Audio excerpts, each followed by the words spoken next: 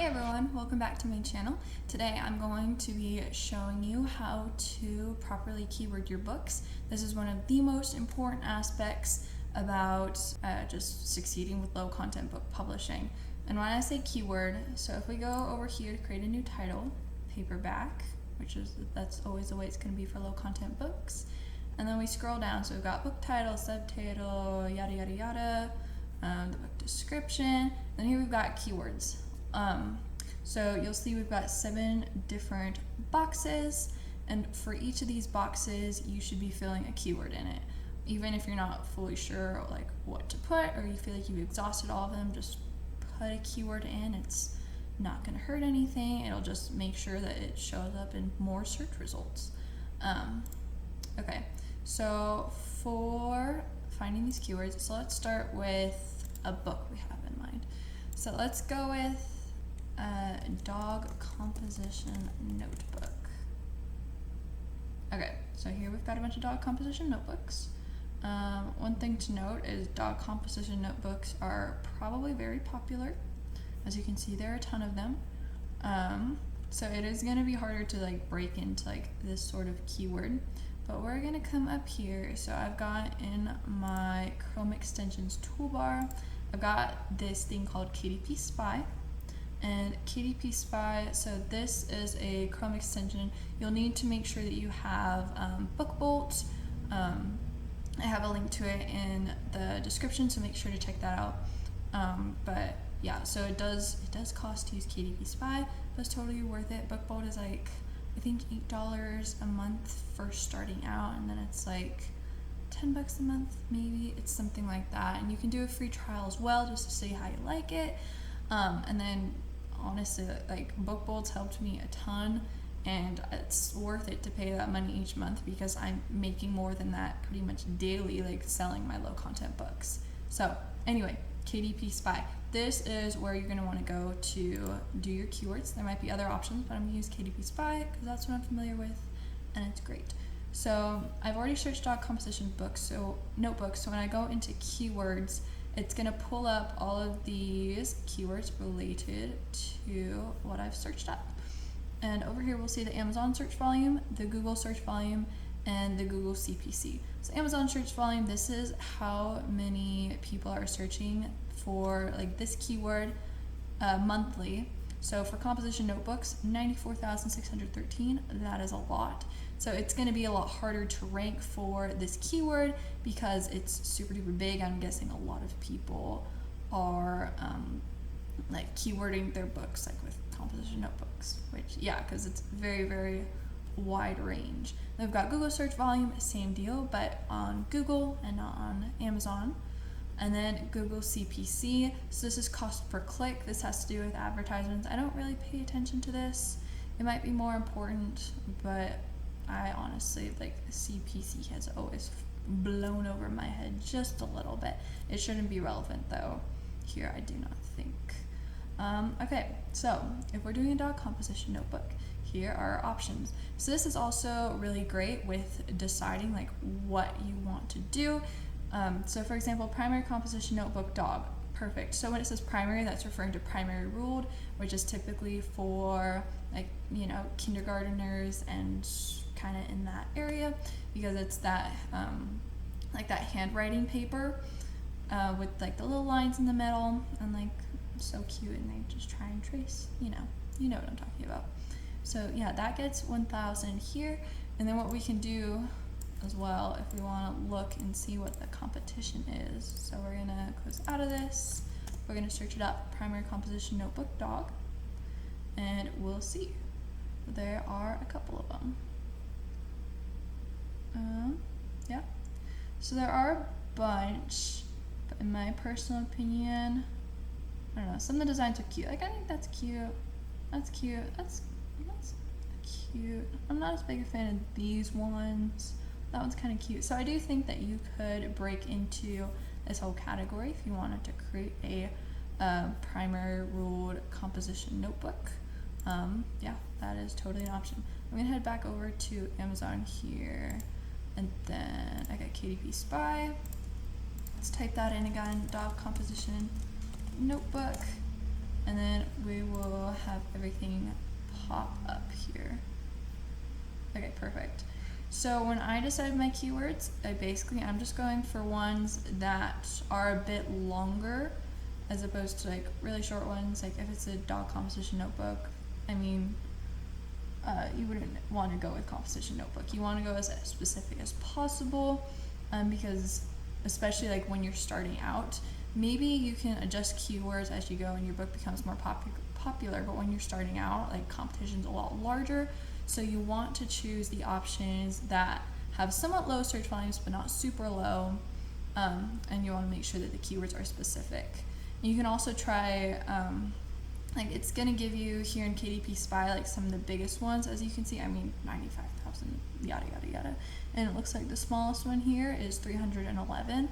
But there might be some that are even like tinier that you could still break into. So you could go over to the like just the Amazon search bar and type something similar if you want to give it a go and see if there are books ranking for that category and if they're doing well, and then you can kind of tell that yeah, like maybe it would work. So anyway, here are some excellent keywords you could go with. Composition notebook cute dog 1000. That's great. So I'd go over here. So I just copied it. I did Control-C. I go over here, put it in. That's awesome. And one thing I should know with these keywords, I usually, when I'm gonna make a book, I'll choose like one or two that like I really want to target, and ideally I'll try and put it in the book title, like composition notebook cute dog, and then I'll just make it capital because it looks nice and put together. Be careful with the title though, because Amazon can be a bit stricter with it. You want to make sure that for the most part, like what you put in the title is on your book. So if you put composition notebook cute dog, ideally like your notebook should at least say composition book, and there should be dog patterns on it. Like I've gotten a lot of like different titles like be accepted. It seems that the only time they haven't accepted my title is when like there's absolutely like nothing on the cover except for like a cute pattern, and then I just try and put like dog notebook, and they're like, nope, that can't work, it has to be on the cover. And I was like, okay, well there's nothing on the cover.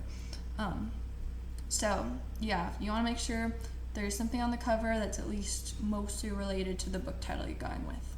So yes, fun little tidbit. But yeah, if I wanted to target like this keyword, if this is the one I want to focus on most, put it in the book title. I'd also probably put it in the subtitle. I'd capitalize everything too to match with that.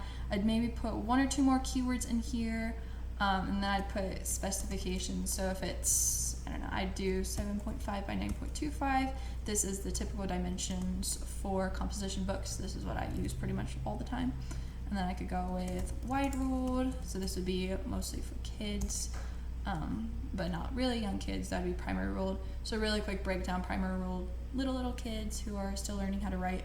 Wide ruled, older kids. I'm honestly not fully sure when that caps, but after like they learn how to write. And then college ruled, the older teenagers, and then getting into college obviously. So yeah, 7.5 by 9.25 wide ruled. I'm tripping over my words. 200 pages. So these are the specifications of the journal. I always put it at the end so that people can know, because this is the most important info. Like they're gonna want to know what, well, I mean, they can look and see, but this is what's most important. They want to know how big it is, they want to know the type of paper, and they want to know just how many pages. So I always throw that in. And then with the description, I'll kind of stuff some of these same keywords in here. So composition notebook cute dog. One thing I've noticed is, I mean, when people are gonna choose a composition book that you've made, they're usually going to not look so much at the description. They're gonna look more at the cover of your book, because I mean they're paying for the design pretty much. So like if your description feels, I don't know, slightly weird, so usually I'll go with something like this: composition notebook cute dog is the perfect thing for writing in. Something like that. And then I might include the specifications. It's 7.5 by 0.25. Well, actually, I'd probably stuff another keyword. I'll show you in a second. So here's another good keyword: composition notebook dog for kids. So I might also put this in here in the subtitle: composition notebook dog for kids, put a comment in there, and again, it'll be capitalized. And then I'll put it down in my keywords. And it could be like, this composition notebook dog for kids is 7.5 by 9.25 with 200 wide ruled pages. And then, okay, looking for another one. Composition notebook dog. This one doesn't get a ton, so I'm guessing maybe there aren't a ton of books trying to rank for it. But yeah, another thing, if you really want to like deep dive, like you can put in all of these keywords into like the Amazon search and just see like how many other books are ranking for it, because you want something with low competition that gets a high search volume. I generally don't go that far, but that's definitely an option if you like really want to deep dive and like get some good keywords. Okay, so yes, I went with composition notebook dog. Is this 5? All you're sure to love this composition notebook dog. Okay, so yeah, with this description, I'd probably put a little bit more effort into the wording. But basically, it's this composition notebook cute dog is the perfect thing for writing in. This composition notebook dog for kids is 10.5 by 9.25 200 wide pages. Well, you're sure to love this composition notebook dog. Like, yeah, it sounds kind of awkward, but it does like stuff the keywords, and honestly, people don't really want any other information besides this. I might do some more research with this because I know descriptions are important, but at the same time, I don't think a ton of people are looking at it, so I really just use this for putting in some keywords. And then maybe one more in the subtitle right here, and then voila. So basically we have this subtitle. Again, I'd capitalize all this, but I'm not gonna go through and do that right now. Yeah, but don't make your subtitle super duper long. There is a point when Amazon like caps you, so if I keep typing here, eventually Amazon's gonna, okay, there we go. 44 remaining characters. So yeah, this is pretty darn big. But yeah, subtitle is basically a great place to put in the specifications as well as put in a couple of keywords relating to your book. Yeah, and then so I've got 3 keywords so far. I could optionally put in more keywords in here, even more keywords in here. I try not to put too many in the subtitle because then it just looks really long and awkward, and I don't really want that. Ooh, composition notebook for dog lovers. That's a fun one. So I could go with that one. I could go with cute dog composition notebook. This one's got a bit bigger search for cute dog composition notebook. I feel like this one might get a lot though, because it's sometimes with the keywords, especially like cute dog composition notebook, I think that keywords like this, I could be totally wrong, I'm just kind of shooting out of the blue here, I'm not even sure if that's a term. But anyway, cute dog composition notebook, I think that's something that more people are likely to use as a keyword for their book, just because it all flows together, as opposed to composition notebook dogs. Like, you know, if someone's talking about it, they'll be like, oh, this is a cute dog composition notebook. They're not gonna be like, oh, it's a composition notebook dogs. So yeah, I think these ones might get used more often than, you know, composition notebooks dog. That's a good one. Okay. Dogs composition notebook. Composition notebook cute dog. Have I done that one yet? Oh wait, I think that was the first one I did. Yeah, I did that one. Dog composition notebook for kids. I did that one. Let's see, composition notebook dogs. I did that one.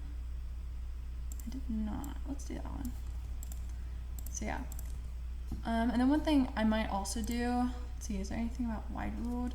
One thing I do, so if I do Control F, it'll bring up this little search box. Sometimes there's kind of just a mix of keywords in here, so if I want to try and find something, so I could type in wide, look through it. Okay, so it just pulled up the word wide from the Amazon page and not from in here.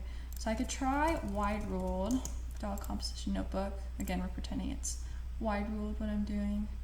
And then here we go. We've got dog composition notebooks wide ruled.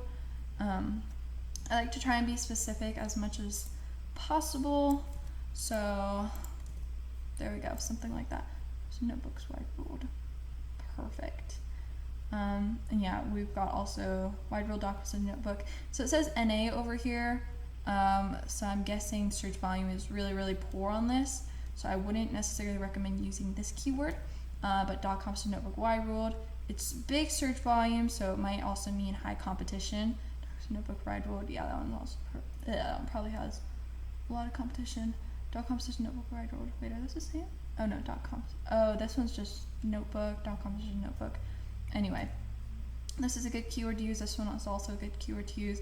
This one right here doesn't have, oh, dog notebook composition. Oh, this one, oh, actually this one is a really good one because it's another awkward one, dog notebook composition wide ruled, and yet it has a really large search volume here on Amazon.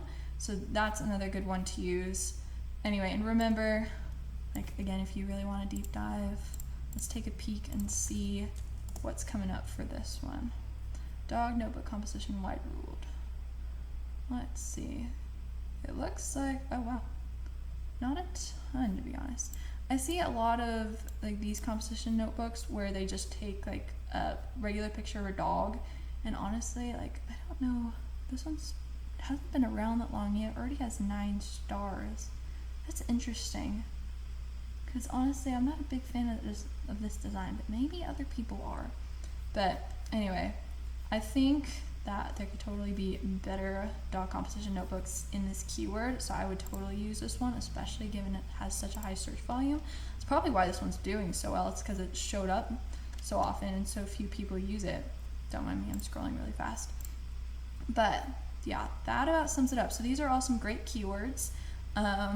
Yeah, when you're looking for keywords, make sure you go with specific, low competition, high search volume keywords. Make sure that with the keywords you really, really want relating to your book, make sure you have a couple of them in your description. Use one of them for the book title, ideally, if you can, because that's going to do really well, because, I mean, the title's a title. And then the subtitle, if you can put a couple in there without making it super duper long and awkward. And remember, you do have a limit.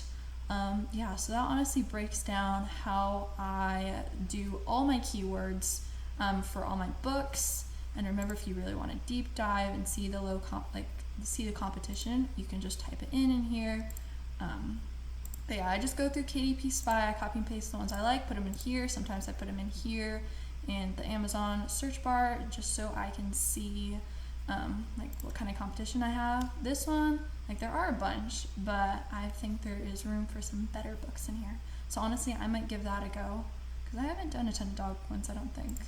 But yeah, that is about it.